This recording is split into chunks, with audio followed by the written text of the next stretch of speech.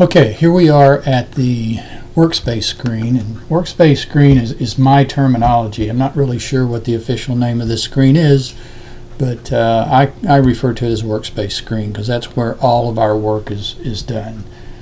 So let's take a look at the structure of this screen. Oh, and by the way, anytime if you come in from Lightroom or a third-party app, come in from Luminar or anywhere like that, when you come into Photoshop, this is going to be your landing page. It's not going to land on the home screen regardless of whether you have it as a default or not. It will always come into this Workspace screen. So let's take a look at the structure of the screen. You'll notice on the top we have a set of drop-down menus up here, and this is structured in the standard format with any application you may use, such as Microsoft Excel or Microsoft Word or any of the other applications that are used in today's world, whether it be a Mac or be a PC. This is pretty much the standard format. Then in between you can see that File, Edit, and then Window Help. Those are pretty much the standards for any software that you're going to be running, whether it be Photoshop or any other thing. It doesn't have to be imaging software. It's just about anything. Like I mentioned with Microsoft Word or Microsoft Excel, this is kind of a standard format, and that's a good thing because then we don't have to try to figure out different formats for different types of software. And because of time, I'm not going to go through all of the menus and talk about each one of the menu items, but I am going to scroll through some and quickly show you a few that are of interest or some examples to show you some functionality. So when you select a menu item such as File,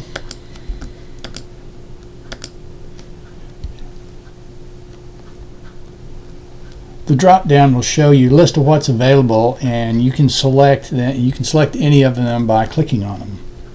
For example, File and then Open will open the dialog box for opening a file.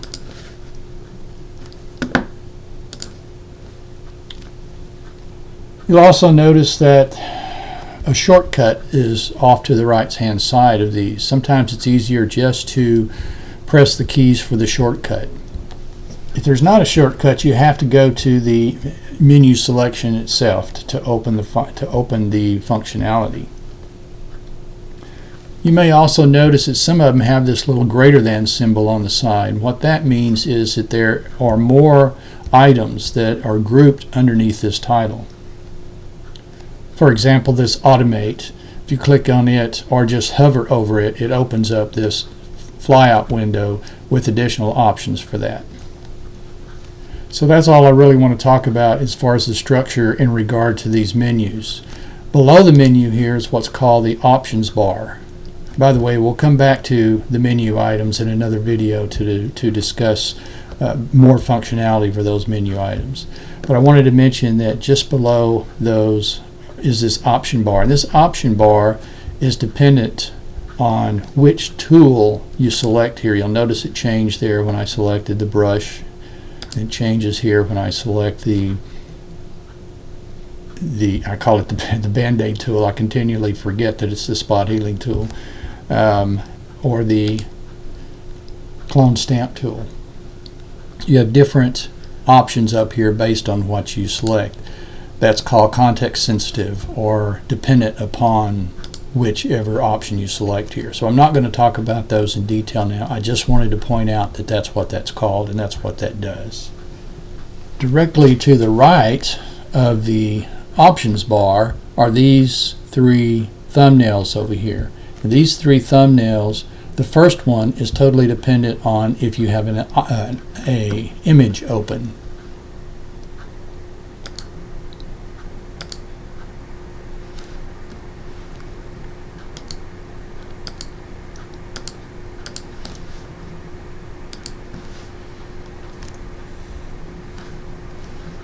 So here's an image open and you have the share button, and what this does is it allows you to share this image. You can either invite someone else to edit the image, or you can share it for review to let someone else give you feedback on the image. So this is very dependent on the Adobe Creative Cloud. So if you're a member of the Adobe Creative Cloud, you can click on this and invite someone else in the Adobe Creative Cloud to come and edit this image as well. Okay, so that's what the share button does.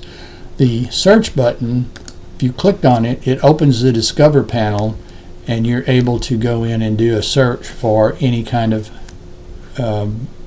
Photoshop tutorial or article or any kind of topic that you need help on. You can click and do a find on that and bring up that sort of thing. Okay. The last icon here has to do with workspaces, and you'll see that there are multiple workspaces here.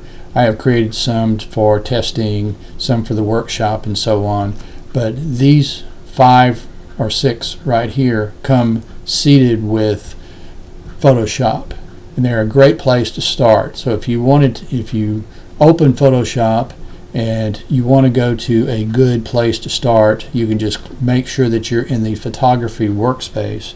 And workspace basically is a way to save your setups that you have here. We'll talk about that in a different video, but you can have different panels over here, different items in your toolbar, different things in the menu that you use, and that sort of thing, and then you can save them to a workspace name over here and use that and not have to continually use one that's seated or change one here that's seated, causing you to lose the default that came with Photoshop. So the idea would be to click on photography, for example, and then change the workshop name to whatever you want to change it to, and then you can go in and make all of your changes, and it won't affect the default photography workspace that's there.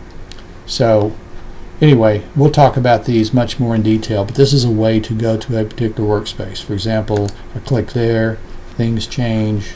If I click on painting, you have different panels, different kind of a toolbar, and so on.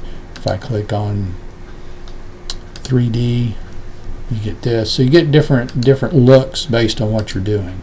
I'll go back here to RTPC.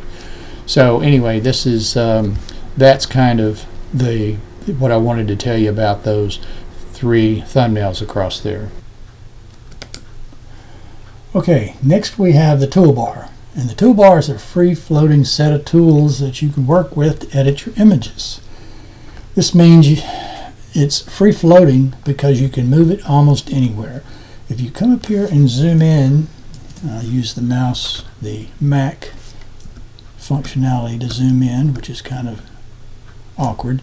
But if you look, there's this grid up here at the top that's in between the first tool and the X and the double greater than. If you grab that little area right there, you can move the toolbar pretty much anywhere in here that you want to. You cannot, however, make it horizontal and dock it down to, or move it down here to the bottom or up at the top. Unfortunately, you can't do that.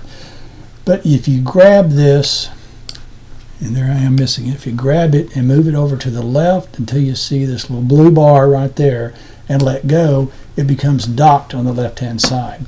And what that does for you is it allows your border here around your workspace to be visible. If it's not docked and you put it over here, it's going to make that information invisible. Now I have a ruler up here, and if I wanted to see the left side of the ruler, I can't see it unless I move this out, and if I move it out, then I'm taking up real estate for my workspace. But if I dock it over here on the left hand side, it becomes stationary, and you have everything for your workspace that you need. So as I mentioned, I'm going to pull this back out here. As I mentioned, you have this little grid area up here, but up at the very top you've got this little X and you've got this little double greater than up here. And what these do, if you hit the X, it's going to close the toolbar completely. But that's not to worry. If you ever accidentally turn it off, you just go to Window, come down here and click it, and it pops back up where it was. But the double greater than here, if you click on it, it makes it a 2-column toolbar. And that's kind of nice if you want to make it a little bit shorter. But if you bring it over here, if you dock it, it still takes up all of the room down to the bottom, but it still pushes it out on the outside of the workspace area. So those are two important things as well. Now if I click here, it's going to go back down to a single one. If I click here, it's going to open up again. Now you notice the X has disappeared. If you still want to remove your toolbar, you have to actually pull it out, and then you can hit the X to turn it off. And that's pretty much all I wanted to talk about with the toolbar. We'll talk about the tools in another video. So just wanted to show you what this is and what you can do with it, how you can move around and that sort of thing. So next, let's talk about the panels. They're also known as palettes. So I think that the panels, I think of them as little sub-programs that do specific things to your image, and they have their own set of properties and variables that you can determine when you use them.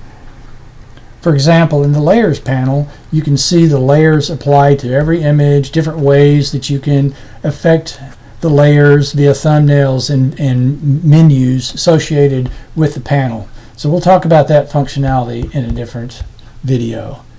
But now we'll talk about panels that they're probably the most frustrating part of the workspace to customize, because they can be displayed in so many different ways.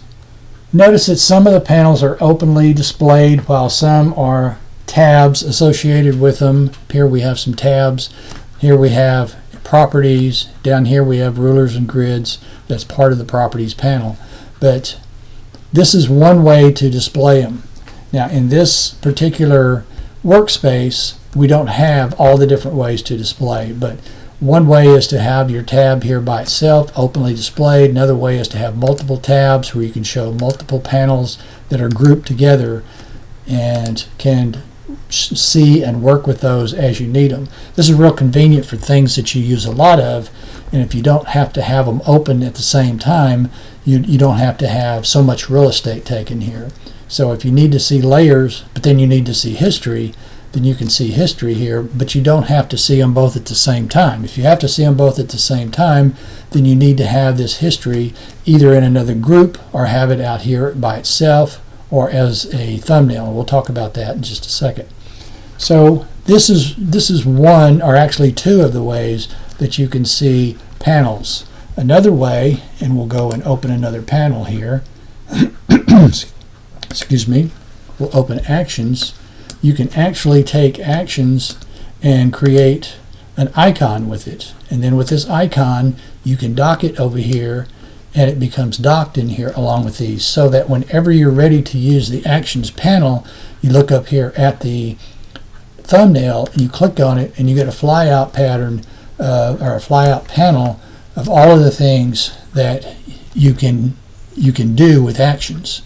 So it makes it real convenient. If you use it every now and then, you want it available, but you don't want it to be a tab in here, or you don't want it to be displayable all the time. The other way that you can show a panel is by having one open out here as a free floating panel. So this one is out here by itself. You say you use it, very seldom, but you want it to be available to use. You just open it up, use it, and when you're done, you close it, and you don't need it out here open all the time. And that's very common with certain things that, like I say, that you don't use all the time. So one last thing I wanted to show you is that you also can group your thumbnails. So let's say we have character. Well, character has photograph or paragraph in it as well. If we click this little double arrow, it becomes a thumbnail here. And we can take this and dock it over here as well. Oops, a little too far on that, so we're going to bring it back out here. We want to dock it right here. So now we have this thumbnail here, and we have these two thumbnails, and they are grouped together. Once again, I'm going to see if I can zoom in and allow you to see that. Let's see. Here we go. You can see this, that there is a separator bar in between this, but there's not a separator bar between the two characters. That's because, or the character and the paragraph. That's because they are grouped together. When you click on one of those, you get the tab view here, same view you have over here. So I wanted you to see that you can also group or put groups of panels in up here as thumbnails. So that really covers all the important aspects of the Workspace screen. Next, we're going to move on to get a detailed explanation of customizing menus, creating shortcuts, customizing the toolbar, and finally how to configure panels to fit your needs. So we'll be getting to that shortly.